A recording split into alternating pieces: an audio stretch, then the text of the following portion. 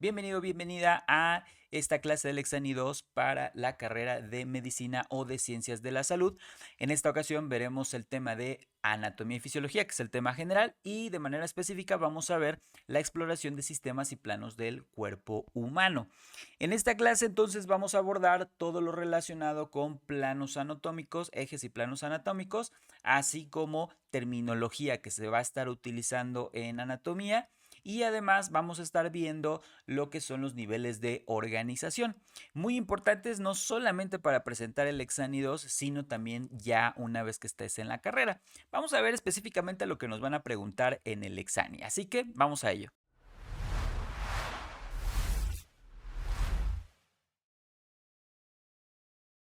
Entonces, el primer tema que vamos a ver son los niveles de organización. Seguramente recordarás este tema en la prepa, donde veías desde el nivel más básico, que es el átomo, luego la molécula, macromolécula, organelo, y hasta llegar a las células y probablemente hasta ecosistemas y biosfera. Pero en este caso nos vamos a especificar solamente en lo que nos va a preguntar el Exani. Principalmente nos va a hacer preguntas sobre tejidos, órganos, sistemas y probablemente aparatos, ¿ok? No es necesario enfocarnos en átomos, moléculas y macromoléculas, es decir, en el nivel químico, sino ya enfocarnos a nivel de organismo, que podríamos considerar desde el punto de partida de células. Pero regularmente no hay preguntas, al menos en el área de premedicina. En el área de biología o de ciencias de la salud, sí podrían hacernos una pregunta más específica sobre células. Entonces, pues vamos a ver qué es lo que es la célula. En el caso de la célula, sabemos que es, digamos, el nivel más básico de todo organismo. Todo organismo debe de estar compuesto al menos por una célula. A estos organismos les llamamos unicelulares. Y pues es la unidad anatómica, morfológica y funcional de todos los seres vivos. ¿Ok? Vamos a ver que hay ya diferentes tipos de organismos de acuerdo con sus tipos celulares, animal, vegetal. En este caso, como estamos hablando de humanos, pues nos vamos a enfocar en células animales. Ahora, ¿qué sigue después de ese nivel? Del nivel más básico del organismo biológico. Del organismo, perdón. En este caso, pues sigue el tejido. ¿Qué es el tejido? Pues el conjunto de lo anterior, es decir, en este caso de células. ¿Qué es un tejido? Pues es un conjunto de células que en organismos multicelulares complejos como las personas se organizan en tejidos, es decir, grupos de células similares que trabajan juntos pero en una tarea específica. Aquí tenemos varios ejemplos de diferentes células pero que pueden pertenecer a un tejido. Células musculares lisas, células musculares esqueléticas y células musculares cardíacas.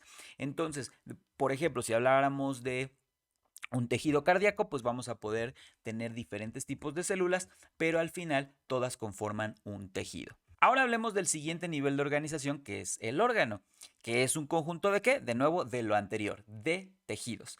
En este caso es una estructura ya compuesta por varios tipos de tejidos y de igual manera va a trabajar para realizar funciones muy específicas. Tenemos varios ejemplos, como lo ves en la imagen: corazón, cerebro, hígado, riñones, etcétera. ¿Vale? Serían los ejemplos de órgano. Ahora, de manera específica, ¿por qué están compuestos por diferentes tejidos? Vamos a ver aquí este claro ejemplo del tracto gastrointestinal, donde vemos en la imagen que consta de tejido conectivo, vasos sanguíneos, redes de nervios, glándulas y tejido epitelial. Todo esto es un órgano, solamente es un órgano, pero ve todos los tejidos con los que consta. Entonces, en este caso, el interior del intestino, pues está revestido principalmente por células epiteliales y ya más hacia afuera, pues tenemos algunas glándulas, tenemos capas de músculo liso, redes de nervios, entre otros tejidos, entre otros tipos de tejidos que conforman a este órgano. ¿Ok? Ese sería un ejemplo más específico de lo que es un órgano. Pero recuerda que un órgano es un conjunto de lo anterior, es decir, de tejidos. Cuando no te acuerdes en el examen qué es un órgano, qué es un sistema, qué es un aparato, recuerda que siempre vamos a considerar el anterior nivel de organización a este, ¿no? Por ejemplo, tejido, ¿quién sería el nivel anterior? Células, entonces un conjunto de células. Para órgano, ¿cuál es el anterior nivel de órgano? Pues el tejido, entonces es un conjunto de tejidos, ¿ok? Esa es la clave para que tú puedas responder en el examen. Vamos a ver ahora el siguiente nivel de organización, ¿Qué serían los sistemas? De nuevo, el anterior que vimos fueron los órganos, por lo tanto es un conjunto de órganos que van a trabajar para realizar una tarea en común. En este caso tenemos el sistema respiratorio, por ahí se ven algunos de los órganos, que es conducto nasal, tráquea y pulmones. Estos pertenecen a este sistema. Por otra parte, el sistema cardiovascular, que cuenta con corazón y vasos sanguíneos, tenemos órganos que están trabajando, en este caso, para bombear sangre. Entonces la función pues obviamente es la misma o es una función similar. En este caso los órganos o el conjunto de órganos van a formar a este sistema. Y bien, esos son los niveles de organización que te van a preguntar en el Exani 2. Recuerda que empezamos desde el nivel de células, vamos hacia tejido, luego a órgano, luego a sistemas y finalmente a aparatos. En este caso no lo mencioné de manera específica lo que es un aparato, pero bueno, un aparato sería un conjunto de sistemas, ¿ok? Entonces, sistema muscular más sistema óseo forman el aparato musculoesquelético, ¿ok? Entonces, de esa manera, pues podrás encontrar cualquier tipo de nivel de organización siempre y cuando sepas cuál es el anterior. Recuerda que esa es la clave. Y ahora veamos el siguiente tema, que son los términos anatómicos de relación y comparación. Estos te van a servir no solamente para el examen, obviamente en las preguntas te van a hacer algunos cuestionamientos sobre estos términos, sino también en la carrera ya cuando estés trabajando con algunas estructuras, con órganos, etcétera, tendrás que saber localizar de acuerdo con estos términos obviamente que comparan entre una posición y otra. Ahora vamos a ver entonces primero la posición anatómica. Hay muchas posiciones del cuerpo, hay muchos movimientos que hace el cuerpo, entonces tenemos que tener una posición anatómica que nos permita identificar las estructuras de manera precisa. La posición anatómica, como la observas en la imagen, es con los brazos descansados, palmas de frente, de igual manera la cabeza o la cara de, en este caso, de la persona viendo hacia el frente y los pies de igual manera van juntos, ¿ok? Van de frente al observador. Esa sería la posición anatómica correcta. Y dentro de esa posición anatómica, ahora sí podemos hacer los cortes. Bajo esta posición anatómica, pues es más fácil dividir al cuerpo con los diferentes planos, el plano sagital, transversal, que veremos más adelante. Esta es la manera que debe de verse un modelo o una posición anatómica correcta. Ahora sí, vamos a ver los términos. ¿Cuáles son los términos básicos? Primero, el superior y el inferior. Si observas aquí en la imagen, aquí si se parte a la mitad en el plano anatómico con una línea horizontal, pues vamos a tener dos partes, la superior y la inferior. Siempre vamos a comparar, ¿ok? No importa en qué zona nosotros hagamos esta línea imaginaria, siempre vamos a tener como referencia quién está arriba y quién está abajo. Por ejemplo, si hablamos de la cabeza con respecto al cuello, la cabeza está en la parte superior y el cuello en la zona inferior. Si hablamos, por ejemplo, de la mano con respecto al antebrazo, pues la mano estaría en la zona inferior y el antebrazo en la zona superior. Recuerda, de acuerdo a la posición anatómica, no a como yo la estoy mostrando en este momento, sino de acuerdo con la posición anatómica. Entonces ahí es donde aplicamos estos términos superior e inferior. Ahora veamos el siguiente. El término anterior-posterior, que es un término que a veces suele confundirse un poquito. Lo anterior vamos a considerar que es lo que está al frente, ¿ok? Lo que se ve aquí en este caso de acuerdo con la posición anatómica. ¿Qué puedes ver en este caso, el profesor que está dando esta clase? Pues bueno, puedes ver los ojos, puedes ver la nariz, la boca, puedes ver su cara de manera general. Lo que no puedes ver obviamente es la nuca. Entonces, lo que está atrás le vamos a llamar posterior y lo que está adelante le vamos a llamar anterior, ¿ok? Esto sirve bastante pues para ubicar algunas estructuras que de acuerdo con la observación se encuentran adelante o atrás, pero los términos correctos siempre van a ser anterior-posterior. Te preguntarás qué es el término anteroposterior. Bueno, el término anteroposterior depende de un corte donde empezamos en la zona anterior y terminamos en la zona posterior. Esto tiene que ver con los ejes, así que no te voy a confundir más. Simplemente ese término, si tenías duda de qué significaba, bueno, tiene que ver con cómo se está haciendo el corte desde la zona anterior hacia la posterior. Entonces, un corte anteroposterior.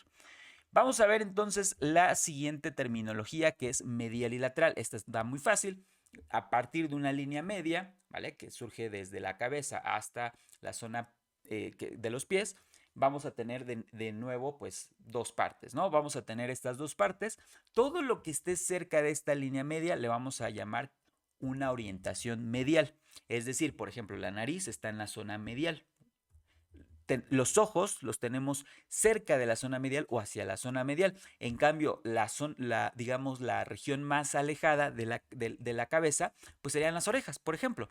Ahí ya no estaríamos hablando de que se encuentran en una región medial, sino en una región lateral, porque son las que se encuentran más lejos. Lo mismo ocurriría con las manos, por ejemplo. Las manos o los pies están más hacia una región lateral. Ni siquiera en este caso los pies, si observas, ni los pies ni las manos tocan esta línea media. Entonces, lo que se encuentre más hacia la zona de esta línea media, vamos a considerarlo como la región medial. Por ejemplo, el corazón toca ligeramente esa línea medial, ¿vale? Dependiendo de la edad y el peso, obviamente una persona que tiene obesidad, su corazón ya tiende a irse hacia la zona lateral, ¿vale? Entonces estos serían los dos siguientes términos. Ahora vamos a ver el siguiente término, proximal y distal. ¿Cuál es el término proximal y distal? Bueno, vamos a considerar como punto de referencia el tronco del cuerpo. Lo que esté más cerca del tronco lo vamos a considerar como una zona proximal.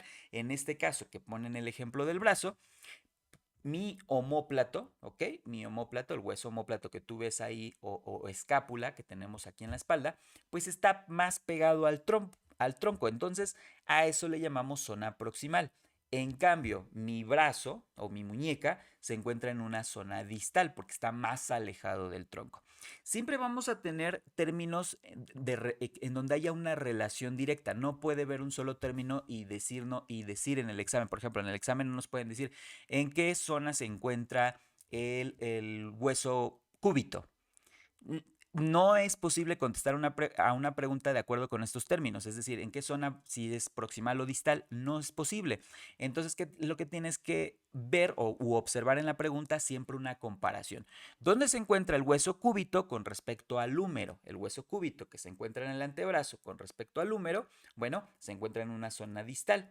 El húmero se encuentra en una zona proximal. Siempre debe de ver estas dos estructuras en comparación para poder determinar cuál se encuentra en zona proximal y cuál se encuentra en una zona distal.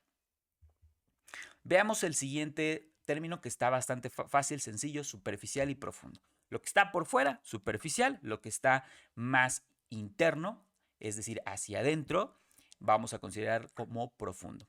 En este caso tenemos el ejemplo de los vasos sanguíneos, se encuentran en la zona más profunda y la piel o los músculos están en una zona más superficial, ¿ok? Eso creo que se entiende bastante. Ahora, estos dos términos, ipsilateral y contralateral. ¿En qué consisten estos términos? Vamos a verlo en imagen. Aquí tenemos del lado derecho de esta imagen, tenemos los dos términos ipsilateral y contralateral. Cuando ubicamos dos extremidades que se encuentran del mismo lado de un plano, es decir, en este caso del lado derecho del plano, de una línea media, entonces vamos a considerar como ipsilateral. Cuando están en lados contrarios, es decir, en planos distintos, vamos a considerar que se llama contralateral. Vamos a utilizar el término contralateral. El brazo y la pierna se encuentran de manera contralateral o en regiones contralaterales. En el caso del término bilateral, como lo observas, pues son las dos piernas están en una zona bilateral, es decir, una está al lado de la otra, ¿ok? Dividida por ese plano. Y unilateral, pues obviamente estamos hablando de un solo órgano, que en este caso es la pierna, que se encuentra de un solo lado. Bien, veamos entonces ahora el siguiente tema. Los planos anatómicos y su aplicación. Ya que vimos esta terminología de superior, inferior, proximal, distal, vamos a ver cómo es que se divide el cuerpo. Los planos anatómicos no son más que las divisiones que se hacen en el cuerpo. Son líneas imaginarias, digamos, que permiten, o cortes, yo le llamaría más cortes, porque a veces las líneas se confunden con los ejes. Son cortes que se hacen en el cuerpo. Y esto nos va a permitir también la ubicación de las estructuras. Vamos a ver primero cuál es la definición de plano anatómico. Aquí en este caso, como lo había comentado, son cortes, voy a decir que son cortes imaginarios que dividen al cuerpo en secciones y van a ayudar a la localización. Ahora, fíjate bien aquí en esta imagen, aquí se ve claramente cada uno de estos planos. Vamos a tener diferentes planos. Aquí, si observas del lado derecho, tenemos al plano transversal, que es una línea horizontal, digamos, es un corte horizontal, como si cortaras una chuleta, por ejemplo, ¿ok? O un jamón. Ese es el corte transversal, es un corte horizontal o también llamado axial. ¿En qué divide? Pues obviamente en la zona superior e inferior. En el caso del plano sagital, aquí abajo se observa el nombre de este plano, plano sagital, es el que parte en la línea media, ¿ok? Es el que parte en una línea media al cuerpo, dando como resultado dos lados, izquierdo y derecho, ¿ok? Y el último plano es el plano coronal. Aquí se observa el plano coronal que va a partir al cuerpo dejando dos partes, la parte anterior, es decir, la que tú alcanzas a ver, y la parte posterior. ¿Vale? Vamos a verla de manera específica con ejemplos para que todavía se entienda de mejor manera. Entonces, recuerda que el plano sagital divide al cuerpo en mitades izquierda y derecha. Entonces, en la imagen, aquí se ve claramente este plano sagital. Se divide entonces al cuerpo en izquierda y derecha. Si hiciéramos un corte como el que estamos viendo en el cerebro, veríamos algo como esto, ¿ok? Aquí está el cerebro y tenemos uno de los hemisferios. En este caso es el hemisferio derecho. Y aquí podemos observar las estructuras internas de ese cerebro, como el cuerpo pineal, podemos ver algunas estructuras como el tronco encefálico, etcétera, etcétera. ¿Ok? Ahí ese tipo de cortes nos permite ver sobre todo de manera interna aquí a este hemisferio derecho. Ahora veamos en el caso del plano coronal cómo sería el corte. Bueno, ya sabemos que el plano coronal va a dividir en anterior y en posterior. El cerebro ya no se vería de la misma manera que se veía en la imagen anterior, sino lo veríamos así. Observa cómo se alcanza a apreciar la corteza sin, digamos, de igual manera, aquí se observa la parte interna de esa corteza, pero también se encuentran ahí algunas estructuras que no se podían ver de manera tan clara en el corte sagital. Aquí hay sustancia negra, globo pálido interno, núcleo subalámico, también se ve el plutamen, el caudado, etc. ¿Ok? Son estructuras que solamente se podrían ver con este tipo de planos o cortes, en este caso coronal. Recuerda que el plano coronal, déjame mencionarte también que el plano coronal se le conoce también como frontal. ¿Ok? Ese es el otro término con el que podrías también verlo en el examen. Así que mucho cuidado cuando se te presente el término frontal. Recuerda que es el famoso plano coronal que divide en anterior y posterior. ¿Ok? Cuando se hacen los planos o se hacen los cortes, no necesariamente vamos a tener partes simétricas, ¿ok? Definitivamente no tenemos partes simétricas cuando se hacen planos, porque a veces se confunde que se puedan tener partes simétricas. Vamos a ver el siguiente plano, que es el plano transversal. Como lo habíamos mencionado en un principio, esta línea horizontal que va a partir al cuerpo en zona superior e inferior, pues bueno, parte precisamente de una línea horizontal que también la vamos a llamar axial, ¿vale? Entonces recuerda, aquí en este caso tenemos tres términos: transversal, horizontal o axial, ¿ok? Y recuerda que divide en parte superior e inferior. Y este plano obviamente va a ser fundamental para describir movimientos rotatorios. Pero bueno, ahorita no nos metemos en esta cuestión, simplemente aquí se observa en este ejemplo de la mano cómo es que se alcanzan a ver ahí las estructuras. Desde la parte interna vemos los huesos y hacia la parte más externa vemos algunos músculos, tendones y la piel en la parte más superficial. ¿Ok? Y bueno, vamos a ver este ejemplo de movimientos en planos. De acuerdo con estos planos, podemos hacer movimientos. Si recuerdas el plano sagital, en el plano sagital, si nosotros pudiéramos movernos en un plano sagital, recuerda cómo es el plano sagital, solamente podríamos hacer este tipo de movimientos. Observa, en el caso del brazo, podemos hacer una flexión. Cuando nosotros elevamos el brazo, estamos haciendo una flexión y lo estamos haciendo sobre ese plano sagital. Recuerda que el plano sagital es la línea, parte de la línea media. Entonces ahí le llamamos flexión, y cuando nosotros regresamos o hacemos ese brazo para atrás o el pie hacia atrás, a eso le vamos a llamar extensión. Es decir, cuando regresamos a la posición inicial, vamos a llamarle extensión, y cuando extendemos el brazo o el pie, le vamos a llamar flexión. ¿Ok? Ese está ocurriendo sobre el plano sagital. En el caso del plano coronal, va a llamarse de manera distinta. ¿Cuál va a ser el movimiento que se puede hacer sobre el plano coronal? Recuerda que el plano coronal nada más lo podríamos hacer de esta manera. Entonces, a este movimiento le vamos a llamar de aducción con D, y al movimiento en el momento que mi brazo regresa, le vamos a llamar abducción con B de bueno y D de dedo. ¿Ok? Entonces recuerda, aducción cuando elevo, abducción cuando regreso a la posición inicial. Y este solamente se puede hacer sobre esa línea, sobre ese plano coronal.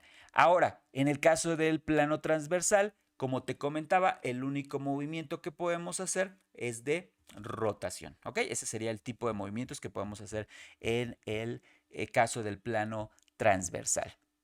Y bien, vamos a ver qué tipos de preguntas se nos pueden presentar en el Exani 2 para estos temas que estamos viendo. Y veamos la primera pregunta, que nos dice cuál es la función principal del plano sagital. ¿Vale? ¿En qué nos divide el plano sagital? ¿En anterior y posterior, en superior e inferior, o en izquierda y derecha? ¿Listo? Ahí en la imagen inclusive puedes ya ubicar el plano sagital y por lo tanto elegir la respuesta. ¿Ya la tienes? En este caso sería la opción C. Divide en izquierda y derecha. ¿Ok? Vamos a ver la segunda pregunta. Dice, ¿qué término anatómico describe la posición del esternón con respecto a las vértebras? Primero tendríamos que saber dónde se encuentra ubicado el esternón, que en este caso está en el pecho. ¿Ok? Es este hueso que une con las costillas y que va a proteger a el corazón. ¿Ok? Su principal función pues es proteger el corazón. En la parte de atrás tenemos las vértebras. Entonces, ¿cuál sería el término anatómico que describe la posición del esternón con respecto a las vértebras? En este caso, ¿cuál crees que sea la respuesta? A, lateral; B, superior; C, anterior; o D, contralateral. ¿Cuál sería la respuesta correcta? ¿Listo? ¿Ya la tienes? En este caso sería la opción C, anterior. Tenemos al esternón en la zona anterior. ¿Ok? Con respecto a las vértebras están en la zona posterior.